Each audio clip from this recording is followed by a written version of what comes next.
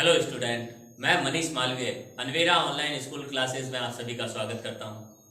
हम पढ़ रहे थे क्लास 11th की एग्रीकल्चर बायो के बारे में, कृषि जीव विज्ञान के बारे में, जिसमें पिछली क्लास में अपन ने एक लेसन कंप्लीट किया था जीवों का वर्गीकरण के बारे में। आज अपन एक नया लेसन स्टार्ट करने जा रहे हैं जिसका नाम है जंतु वर्गीकरण। ठीक है, और इसके बाद आने वाले लेसन में अपन पादप वर्गीकरण के बारे में पढ़ेंगे। पादपों का वर्गीकरण किस आधार पर किया जाता है, कौन से संघ है, कौन से वर्ग गुण है। इस अध्याय में अपन ने जंतु वर्गीकरण पढ़ेंगे। जंतुओं के बारे में, विभिन्न जंतु है, विभिन्न संघ के जो जंतु होते हैं, उन संघ के जंतुओं के मुख्य लक्षण क्या होते हैं, कैसे किस आधार पर उन जंतुओं को उस संघ में रखा गया है।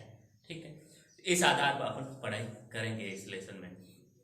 तो जंतु वर्गीकरण शुरू करते हैं अपन एनिमल टैक्सोनॉमी के बारे में। जंतु वर्गीकरण क्या होती है?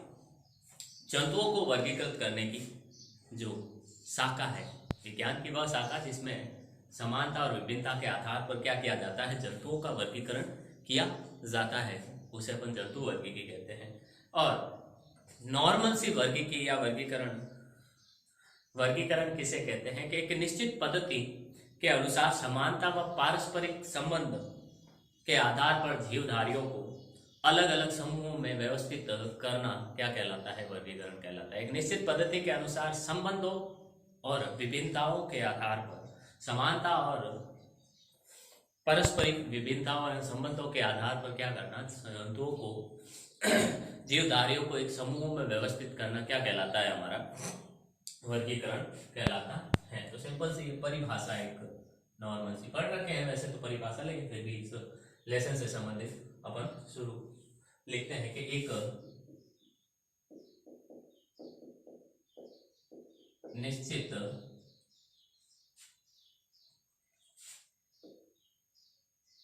पद्धति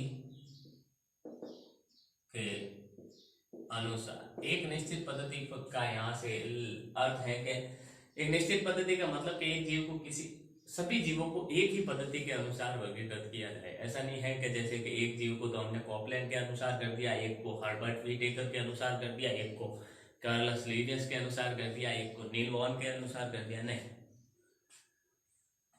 तो सबको एक निश्चित पद्धति के अनुसार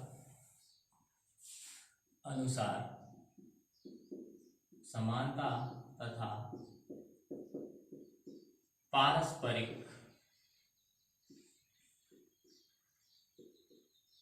संबंधों के आधार पर सभी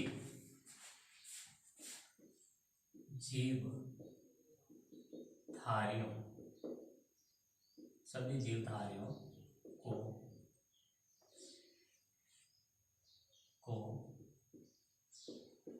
समूहों में व्यवस्थित करना वर्गीकरण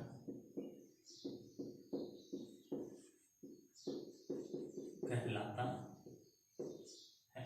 वर्गीकरण कहलाता है। क्या कहलाता है? वर्गीकरण कहलाता है। फिर अपन पढ़ते हैं वर्गीकरण को। सर्वप्रथम हमने पिछले क्लास में पढ़ा था, एपीडी कंडोले ने वर्गीकरण शब्द का सर्वप्रथम प्रयोग किया। लेकिन एपीडी कंडोले से पहले भी एक ईसा से 350 वर्ष पूर्व अरस्तु ने क्या किया था, सर्वप्रथम ये प्रयास किया था वर्गीकरण का। तो इंपॉर्टेंट, वर्गीकरण का सर्वप्रथम प्रयास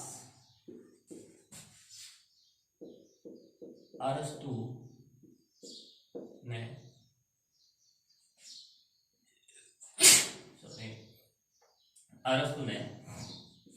वर्गीकरण का सर्वप्रथम प्रयास अरस्तु ने ईसा से 350 वर्ष पूर्व किया था।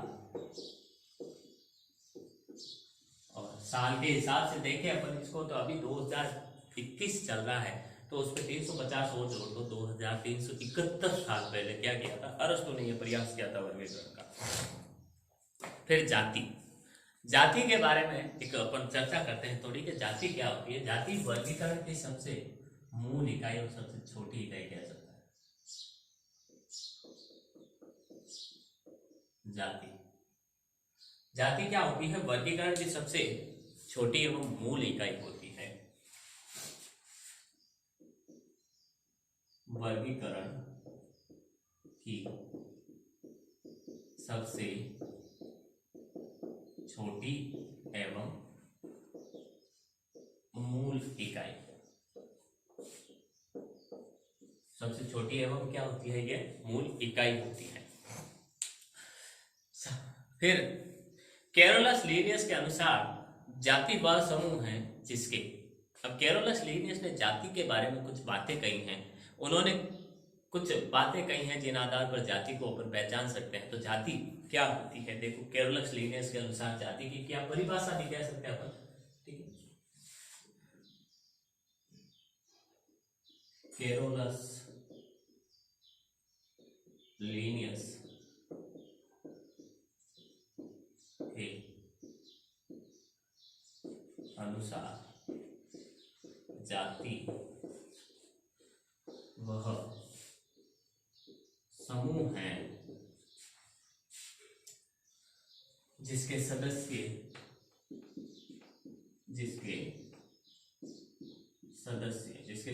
क्या करते हैं, ठीक है।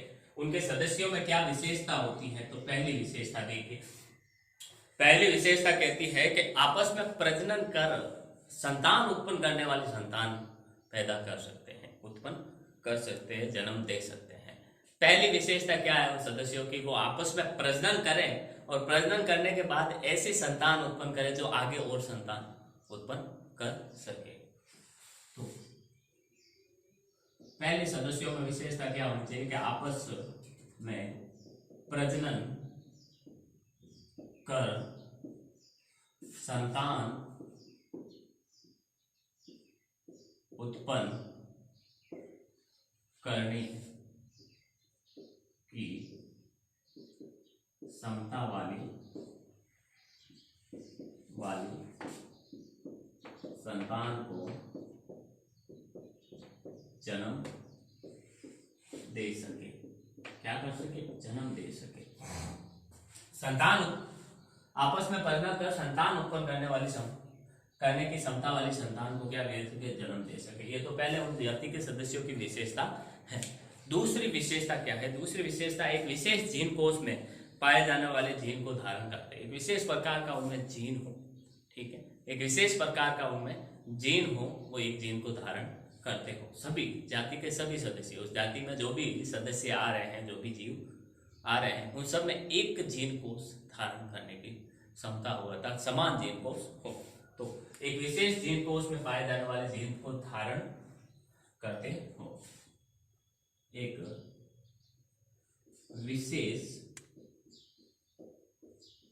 जीन कोष में पाए जाने वाले जीन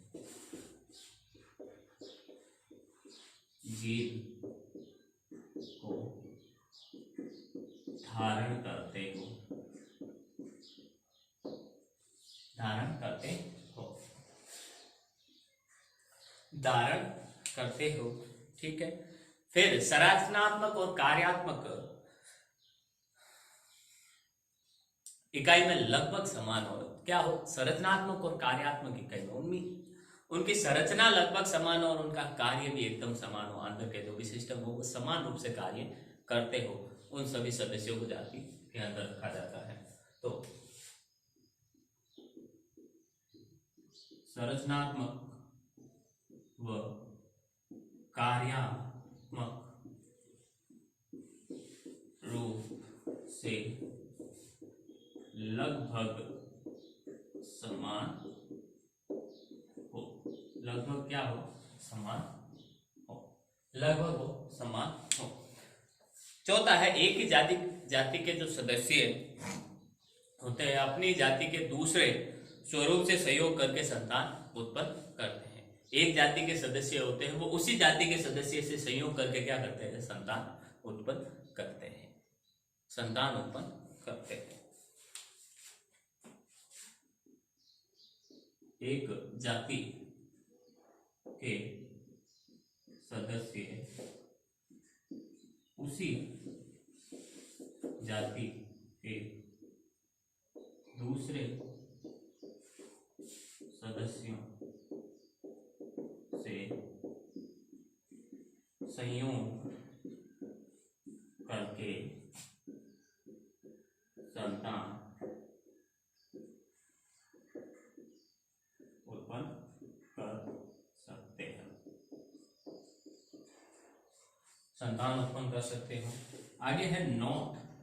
नॉट क्या कहता है, आगे की बात के, हाँ, एक ही जाति के सदस्य उसी जाति के सदस्यों से क्या कर सकते हैं सर, सहयोग करके संतान उत्पन्न कर सकते हैं। दूसरी जाति के सदस्यों से संयोग होता ही नहीं, और संयोग हो भी जाए तो उत्पन्न होने वाली संतान क्या होती है, बंदी होती है। जैसे खच्चर। अब खच्चर घोड़ा, सॉरी, हाँ, गधा और घोड़ी का संतान है। गधा अलग जाति का सदस्य है, घोड़ी अलग जाति का सदस्य, उन दोनों का संयोग करवाने पर क्या हुआ, खच्चर उत्पन्न हुआ। तो पहले तो अगर वो सेम जाति के होते तो क्या होता है, सेम जाति के होते तो उनकी उत्पन्न होने वाली संतान भी क्या, नई संतान उत्पन्न करने की क्षमता रखती।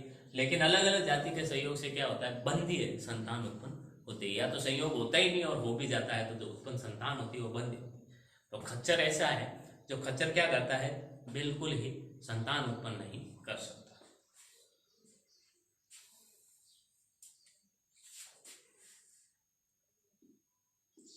दूसरी जाति के सदस्यों से संयोग से या तो संयोग होता ही नहीं है या संयोग हो जाने पर उत्पन्न संतान बंधीय होती है। उत्पन्न संतान क्या होती है, बंधीय होती है, बंधीय होती है। ये जाति के बारे में कुछ खास बात है। फिर इसके बारे में और कई चीजें हैं अध्याय में, जो अपन पिछले अध्याय में पढ़ चुके हैं, तो उसके बारे में अपन को पढ़ने की जरूरत है। फिर है जंतु। जो वर्गीके का तो पदानुक्रम होता है, ठीक है, कि वर्गीके का जो किसी का भी अपन वर्गीकरण करते हैं उसका पदानुक्रम क्या होता है, क्या लिखते हैं, कैसे वर्गीकरण करते हैं, ठीक है। तो देखिए, वर्गीकी का पदानुक्रम।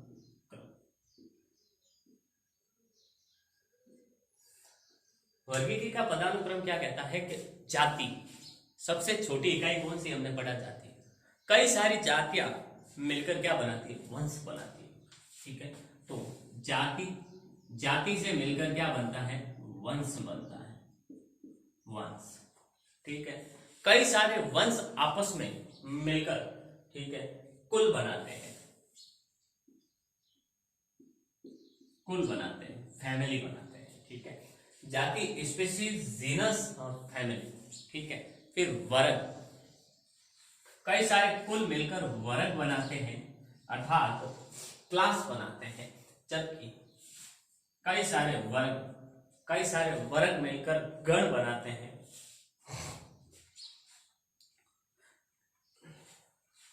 कई सारे वर्ग मिलकर संघ बनाते हैं, फाइलम। क्या बनाते हैं, फाइलम बनाते हैं। और कई सारे संघ मिलकर बनाते हैं हमारा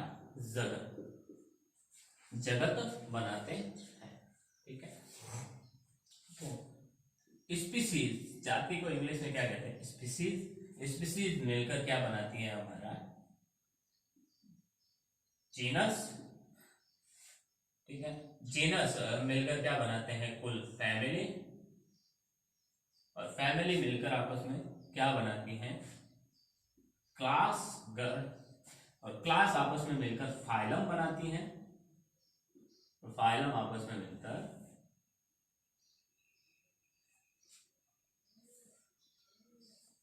सॉरी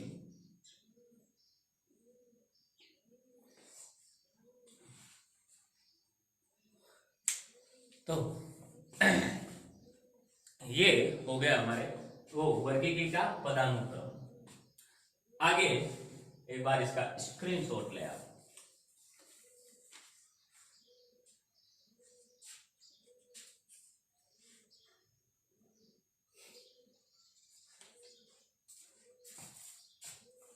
फिर इन जंतुओं का भी एक नामकरण किया जाता है। नामकरण उसी प्रकार से किया जाता है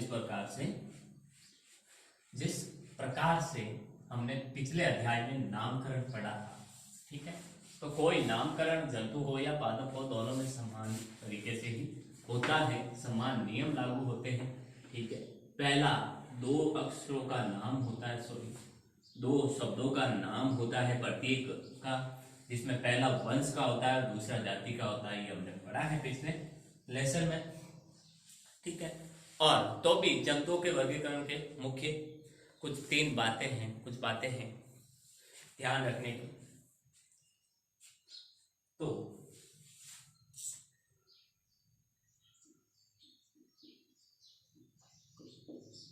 जंतुओं का नामकरण करते समय निम्न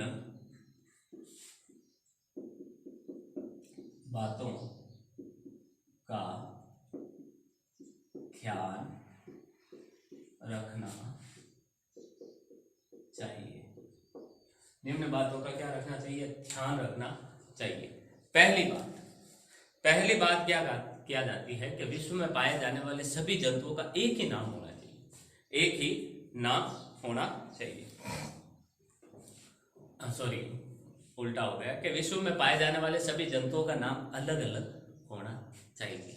ऐसा नहीं है कि कुत्ते का नाम एक दे दिया, घोड़े का नाम भी वही दे दिया, गधे का नाम भी वही दे दिया, नहीं। प्रत्येक जंतु जो विश्व में पाया जाता है सबका एक अलग अलग नाम होना चाहिए। तो पहली बात क्या कहती है कि विश्व में पाए जाने वाले सभी जीवों का नाम अलग अलग होना चाहिए। नाम क्या होना चाहिए, अलग अलग होना चाहिए।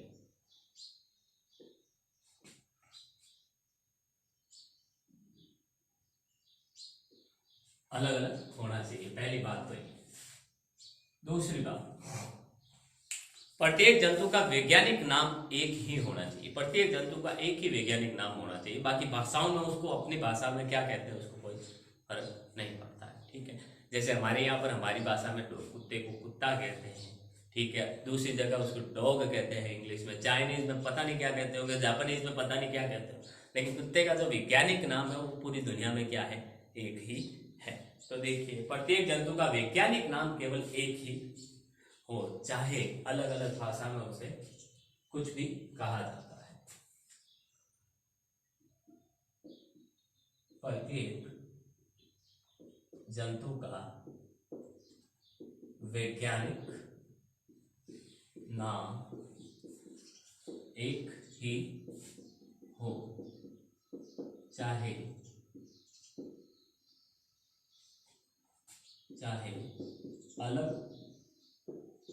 अलग अलग भाषा में उसे कुछ भी कहा जाता हो। अलग अलग भाषा में भले उसे कुछ भी कहा जाता हो, ठीक है।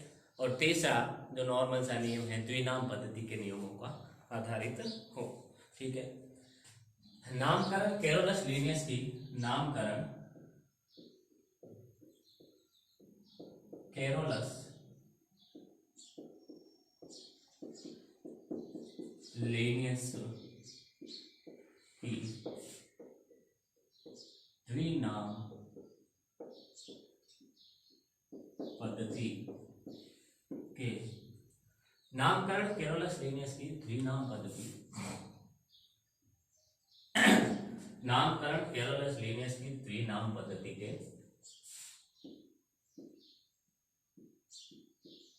अनुसार हो।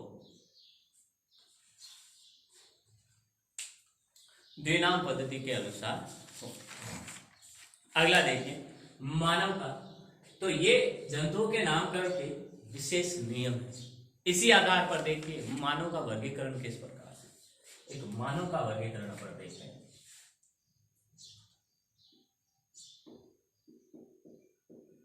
इन नियमों के आधार पर प्रत्येक जंतु का हमने वर्गीकरण कर सकते हैं, नाम लिख सकते हैं। ठीक है, जैसे मानव का वर्गीकरण अपन देखते हैं। मानव का वर्गीकरण, मानव का वर्गीकरण में देखिए मानव को संघ, वर्ग, गण, कुल, वंश, जाति के आधार पर कैसे बांटा गया है। संघ, मानव को संघ, वर्ग, गण, कुल,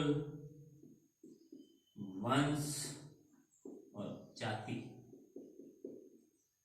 के आधार पर कैसे बांटा गया है, वर्गीकरण कैसे किया गया है। तो देखिए मानव का जो संघ है वो है कोर्डेटा। मानव को कोर्डेटा संघ में रखा है। ठीक है, मानव का जो वर्ग है वो है मैमेलिया। मैमेलिया में वो वर्ग है जिसमें सभी संतान उत्पन्न करने वाले जीव जंतु आते हैं। ठीक है, फिर गण है प्राइमेट्स। गण क्या है, प्राइमेट्स। गण है प्राइमेट्स। अगला होता है कुल, होता है होमोनिडी। कुल क्या होता है, होमोनिडी।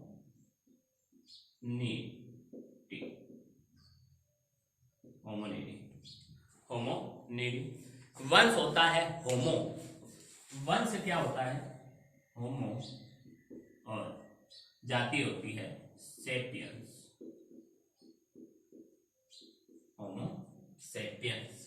ठीक है, तो ये क्या है, मानव का वर्गीकरण है। ये है मानव का वर्गीकरण। ठीक, फिर इस प्रकार से प्रत्येक जीव जंतु का वर्गीकरण किया जाता है कि हाँ, जैसे किसी घोड़े का ही अपन वर्गीकरण ले लें तो घोड़ा किस संघ में आता है, उसका वर्ग क्या है, गण क्या है, कुल क्या है, वंश क्या है, जाति क्या है, ये सब अपन लिख सकते हैं। इस प्रकार से उसका वर्गीकरण करते हैं। अगला देखिए, अब वर्गीकरण के कुछ आधार है जिन आधार पर वर्गीकरण किया जाता है। पहले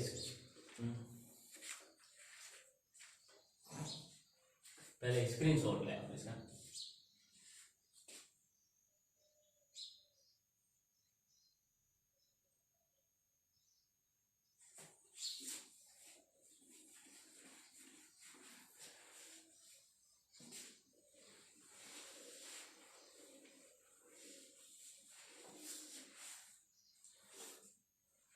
वर्गीकरण के कुछ आधार।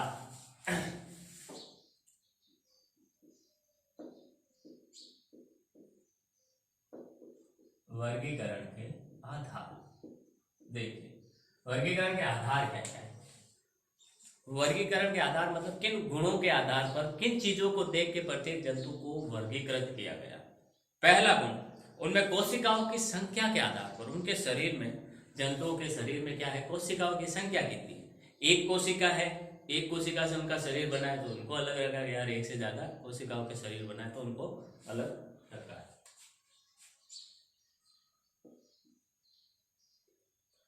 सॉरी, देखिए जंतुओं में कोशिका की संख्या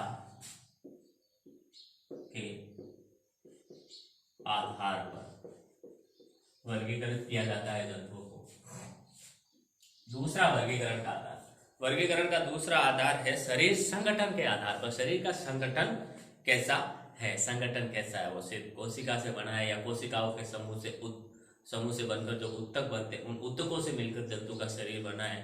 उत्तकों से मिलकर अंग बनते हैं, उन अंगों से मिलकर अगर शरीर बना है, या फिर अंगों से मिलकर कई सारे तंत्र बनते हैं, उन तंत्रों से मिलकर अब शरीर बना है। ठीक है, तो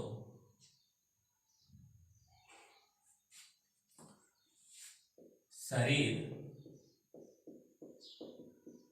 संगठन के आधार पर, शरीर संगठन के आधार पर क्या होता है, जीवों को वर्गीकृत किया जाता है। फिर सममिति के आधार पर, सममिति के आधार पर, तीसरा है सममिति के आधार पर, चौथा है जनन स्तर के आधार पर, चौथा है हमारा जनन स्तर के आधार पर जंतुओं का वर्गीकरण। पांचवा है हमारा देह गुहा के आधार पर, उनके अंदर देह गुहा कैसी है। ठीक है, देह गुहा के आधार पर, ये सब अपन विस्तार से पढ़ेंगे अभी। ठीक है, देह गुहा के आधार पर कैसे वर्गीकृत किया जाता है। फिर खंडी भवन के आधार पर शरीर पे खंड कितने पाए जाते हैं, कैसे पाए जाते हैं। खंडी भवन के आधार पर, सातवां है खंडी भवन के आधार पर। उसके बाद क्या होता है, उसके बाद भ्रूणीय मुख और गुदा की उपस्थिति के उत्पत्ति के आधार पर, भ्रूण के समय जब बच्चा माँ के पेट में होता है, तो माता के पेट में होता है, तब उसका भ्रूण के समय मुख और गुदा कैसे उत्पन्न होता है, उस उत्पत्ति के आधार पर भ्रूणीय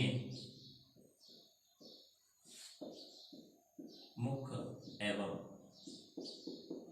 गुदा की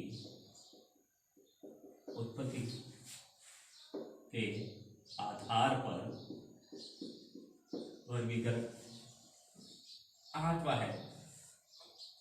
आठवां है पृष्ठ रज्जु के आधार पर, जो नोटोकॉर्ड होती है, कशेरुकदंड होती है, उसके आधार पर पृष्ठ रज्जु के आधार पर, पृष्ठ रज्जु के आधार पर। ये कुछ आधार है वर्गीकरण के, जिनके आधार पर, जो चीजें देखकर, जिन गुणों को देखकर प्रत्येक जीव को वर्गीकृत करते अलग अलग संघ, वर्ग, गण, कुल, आइडल में रखा जाता है। ठीक है, पहला वर्गीकरण का आधार अपन देखते हैं। पहला वर्गीकरण का आधार क्या है। पहला आधार है जंतुओं में कोशिका की संख्या के आधार पर। जंतुओं में कोशिका की संख्या के आधार पर, कोशिका की संख्या के आधार पर कैसे वर्गीकृत किया जाता है, देखिए दो भागों में बांटा गया है। फिर प्रोटोजोआ और मेटोजोआ। प्रोटोजोआ में एक कोशिका से बने हुए जीवों को रखा जाता है, और मेटोजोआ में बहुकोशिकीय जीवों को रखा जाता है। प्रोटोजोआ में जैसे अमीबा, पैरामीशियम आते हैं, और मेटाजोआ में मनुष्य तक के सभी जंतु आते हैं।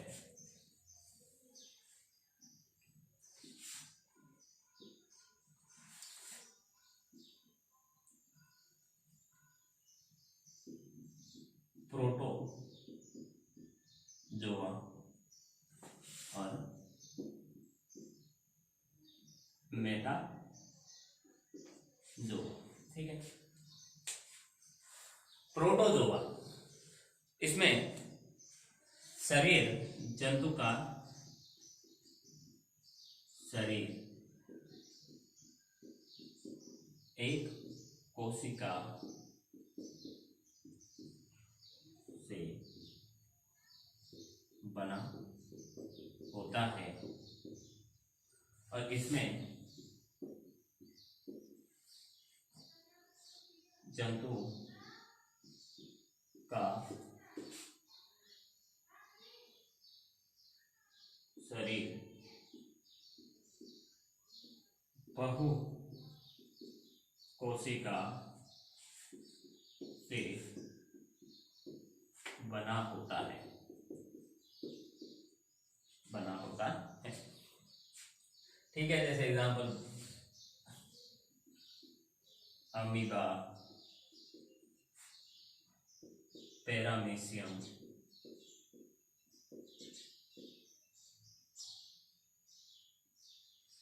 इसी तरह इसमें आ जाए मनुष्य, कुत्ता, कुछ भी लिख लो आप। ठीक है, ये वर्गीकरण का तो पहला आधार था। दूसरा आधार है शरीर संगठन के आधार पर। स्क्रीनशॉट लेंगे, उसके बाद उसके बारे में पढ़ते हैं।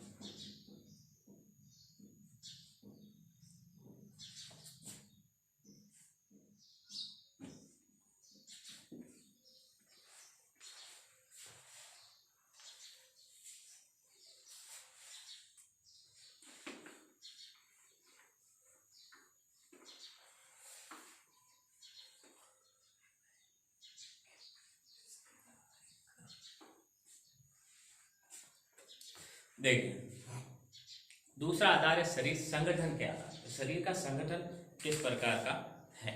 ठीक है, शरीर संगठन के आधार पर अपन वर्गीकरण पढ़ते हैं। दूसरा है शरीर संगठन के आधार पर। ठीक है,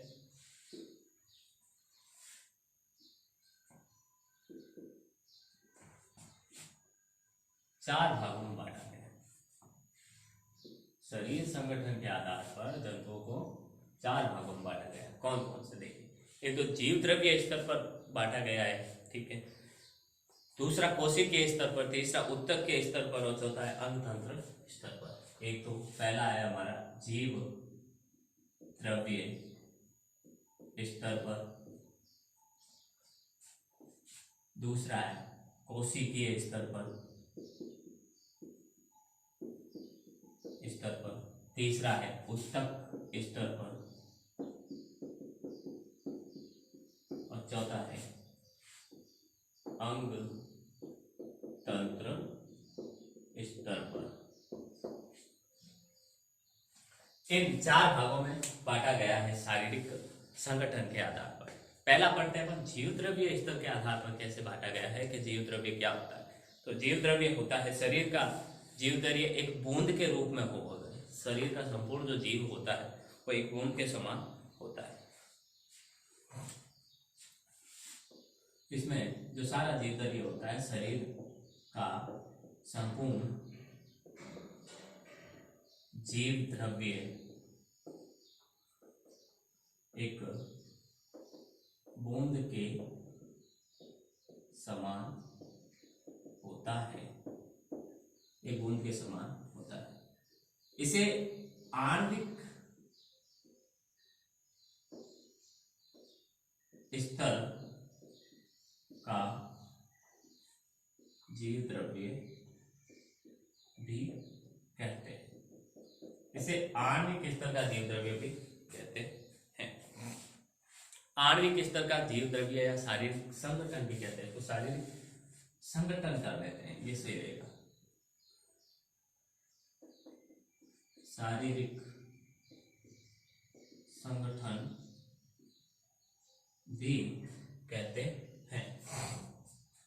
अगला है, इनमें जंतुओं में श्रम विभाजन उपस्थित नहीं होता। श्रम विभाजन होगा कैसे? जब जीव द्रव्य सिर्फ एक बूंद के रूप में है तो सारा कार्य वह एक बूंद ही करेगी, वह एक बूंद ही करेगी।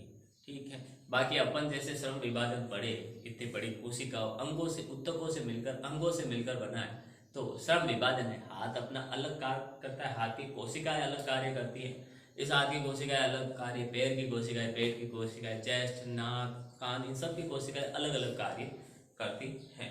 दूसरा है कोशिकीय स्तर का, तो इनका शरीर होता है तो कोशिकाओं से बना होता है। इनका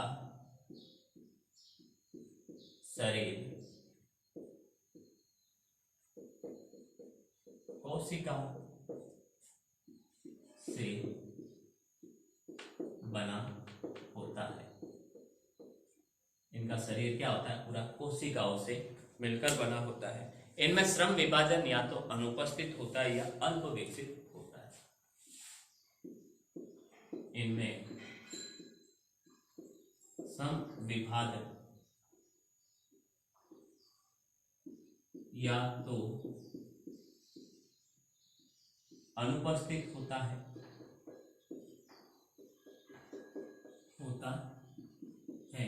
या अल्प विकसित होता है। अल्प विकसित होता है अर्थात पूरा विकसित नहीं होता है। ठीक है। इनमें तंत्रिका कोशिकाएं अनुपस्थित होती है, जो बाहर की संवेदनाओं को ग्रहण करने का कार्य करती है। तंत्रिका कोशिकाएं वो अनुपस्थित होती है। इनमें तंत्रिका कोशिकाएं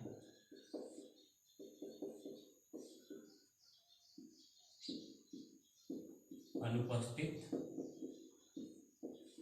होती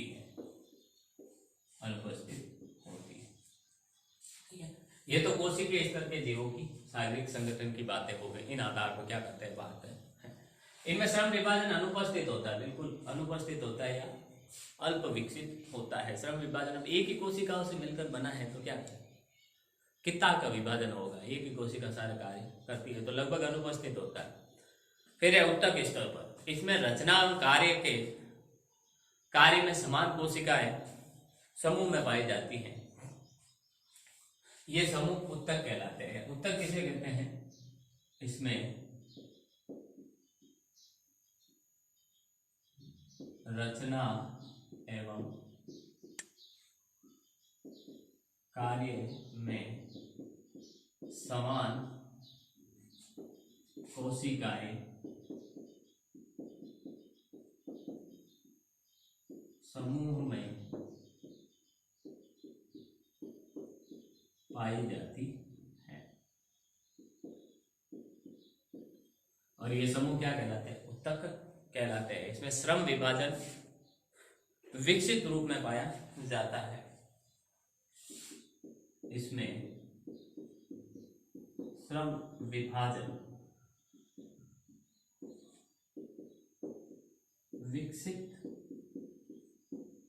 रूप में पाया जाता है।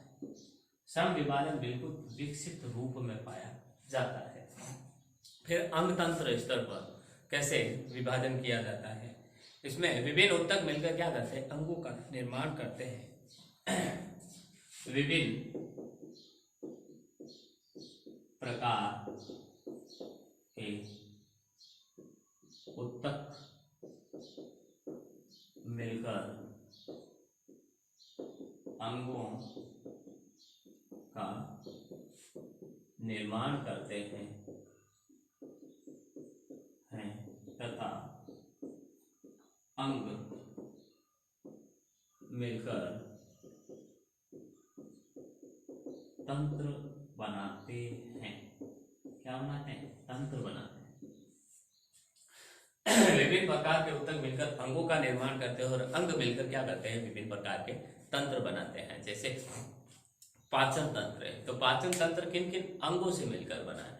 पाचन तंत्र जैसे मुख, मुख, ये गले के अंदर जो ग्रास नली, उसके बाद ये आगे जाकर आमाशय, फिर छोटी आंत, बड़ी आंत, गुद्दा, मलाशय, इन सब से, इन अंगों से मिलकर बना है। और ये आमाशय, छोटी आंत, बड़ी आंत वहां की उत्तकों से मिलकर बने हैं। तो उत्तकों से मिलकर अंगों का निर्माण और अंग मिलकर सभी एक तंत्र का निर्माण करते हैं।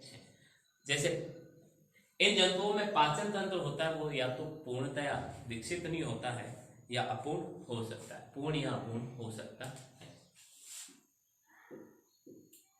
पाचन तंत्र पूर्ण या अपूर्ण हो सकता है।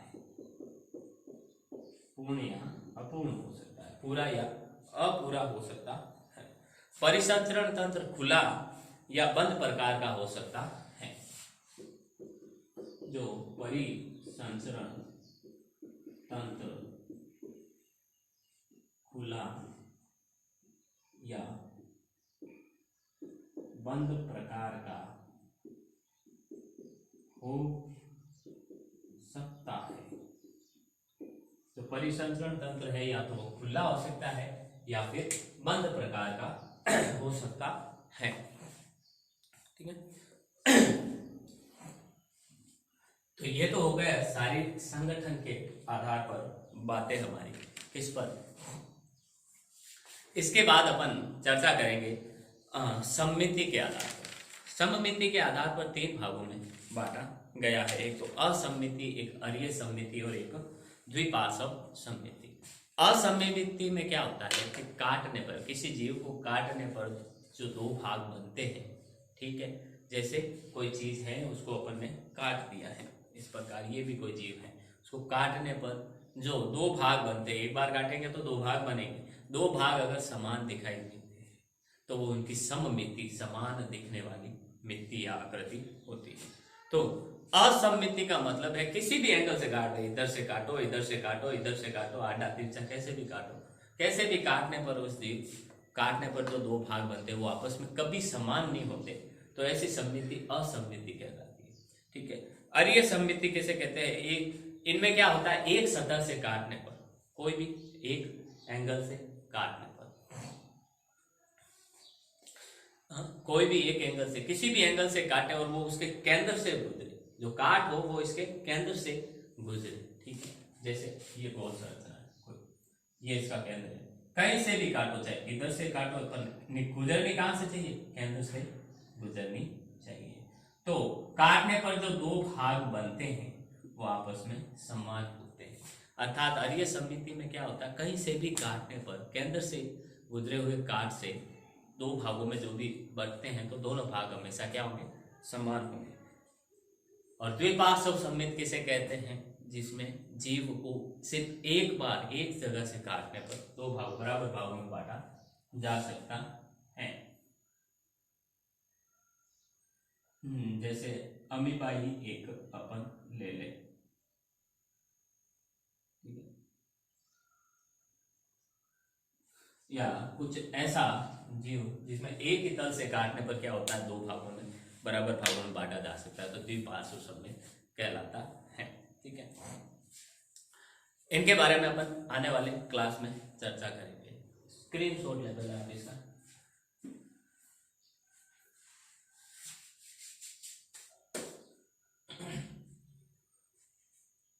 तो ये थी हमारी क्लास आज की, जंतुओं के वर्गीकरण जो अपन ने शुरू किया था, नॉर्मल सी जानकारी भी प्राप्त की और आधार अपन ने शुरू किए थे वर्गीकरण के आधार के बारे में।